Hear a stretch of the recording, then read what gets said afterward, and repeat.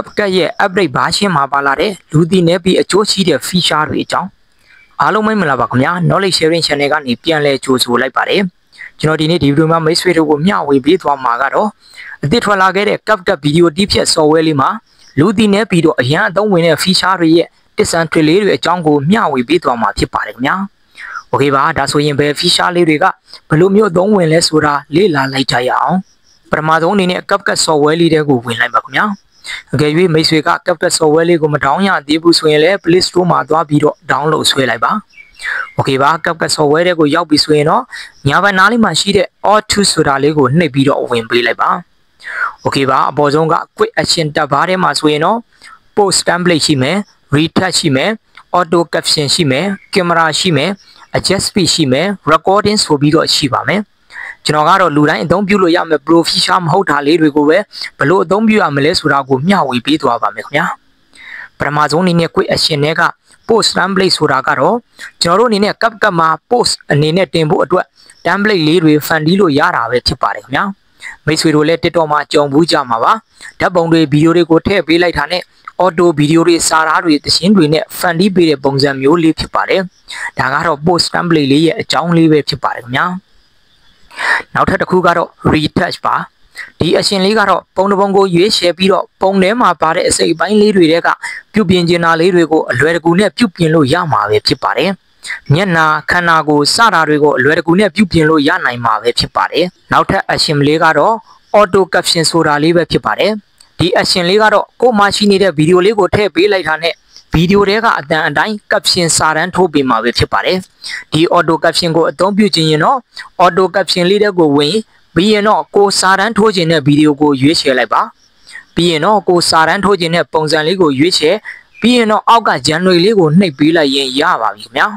ပြီးရင်တော့ export ထုတ်ပြီးတော့ကျွန်တော်တို့အနေနဲ့ဗီဒီယိုလေးကိုအသုံးပြုနိုင်ပါပြီနောက်ထပ်အရှင်လေးကတော့ camera ပဲဖြစ်ပါတယ်ဒီအရှင်လေးကတော့ content creator တွေအတွက်အတော်ကိုမှအဆင်ပြေပါတယ်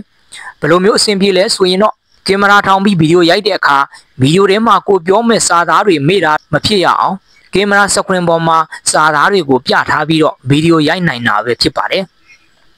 ဗီဒီယိုရိုက်တဲ့အခါမှာလဲ15စက္ကန့်60စက္ကန့်3မိနစ်ဆိုပြီးတော့ဗီဒီယိုအရှည်တွေပါရနိုင်ပါသေးတယ်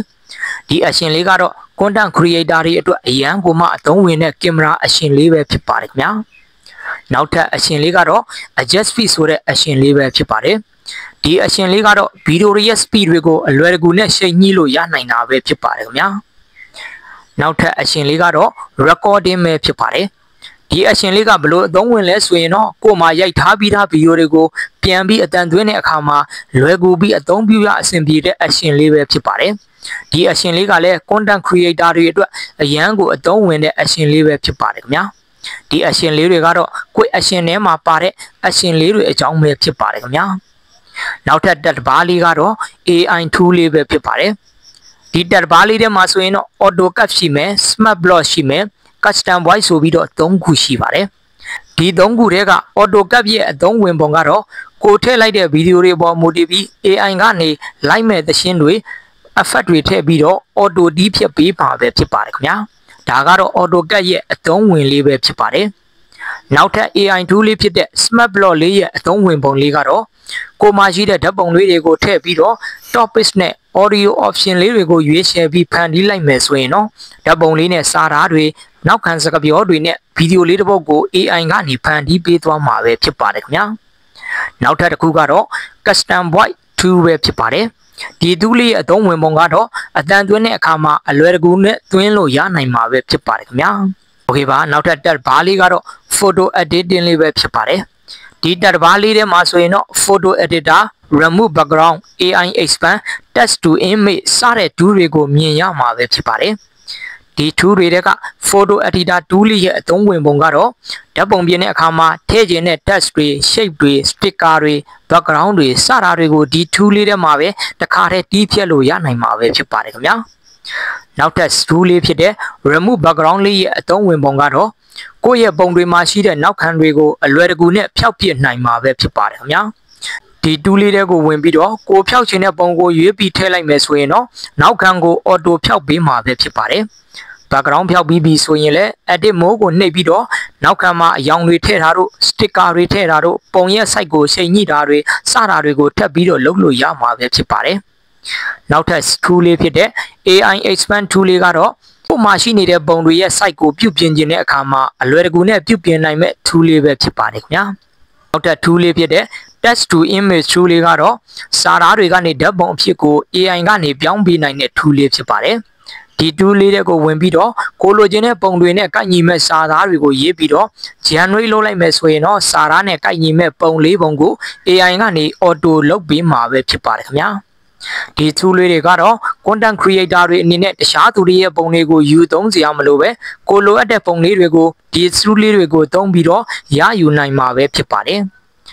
နောက်ဆုံးတက်ပါလေးမှာဖြစ်တဲ့ marketing tool လေးမှာတော့ကျွန်တော်တို့ product photo AI poster AI model ဆိုပြီးတော့2-3ခုရှိပါတယ်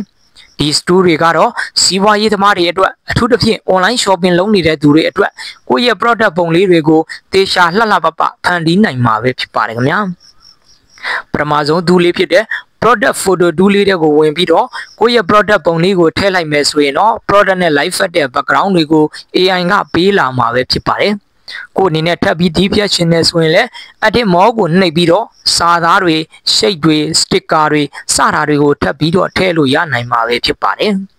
နောက်ထပ် tool လေးဖြစ်တဲ့ AI poster tool လေးကတော့ဒီ tool လေးတွေကိုဝင်ပြီးတော့ကို poster လုပ်ရှင်တဲ့ product ပုံလေးကိုထည့်ပုံရဲ့ site ကိုရွေးချယ်ပြီးတော့ category မှာပုံနဲ့သက်ဆိုင်တာတွေထည့်ပြီးတော့ generate လုပ်လိုက်မယ်ဆိုရင်တော့ဆွဲဆောင်မှုရှိတဲ့ poster လေးတွေကို AI ကနေမြန်မြန်ဆန်ဆန်ထုတ်ပေးမှာပဲဖြစ်ပါတယ်ခင်ဗျာနောက်ဆုံး tool လေးဖြစ်တဲ့ AI model tool လေးကတော့ကိုကြိုက်တဲ့ model လေးကိုရွေးချယ်ပြီးရင်တော့ကိုယ့်ရဲ့ product ပုံကိုထည့်ပြီးတော့ generate လုပ်လိုက်မယ်ဆိုရင်တော့ AI ကနေထုတ်ပေးတဲ့ model နဲ့ product ပုံလေးကိုမြန်မြန်ဆန်ဆန်ရနိုင်မှာပဲဖြစ်ပါတယ်ဒီဗီဒီယိုလေးကတော့ဒီလောက်ပါပဲခင်ဗျာဒီဗီဒီယိုထဲမှာမျှဝေပေးခဲ့တာကတော့ video DPS software တစ်ခုဖြစ်တဲ့ CapCut software လေးရဲ့ upgrade မှာပါလာခဲ့တဲ့ feature တွေတဲကအမိုက်စား feature လေးတွေအကြောင်းကိုမျှဝေပေးခဲ့တာပဲဖြစ်ပါတယ်ခင်ဗျာဒီဗီဒီယိုထဲမှာမျှဝေပေးခဲ့တဲ့အထက်မှာနားမလဲတာမရှင်းလင်းတာလေးတွေရှိရင်လည်းအောက်က comment box လေးမှာဝင်ရောက်မေးမြန်းအကြံပြုနိုင်ပါတယ်ခင်ဗျာအားလုံးပဲအဆင်ပြေကြပါစေခင်ဗျာ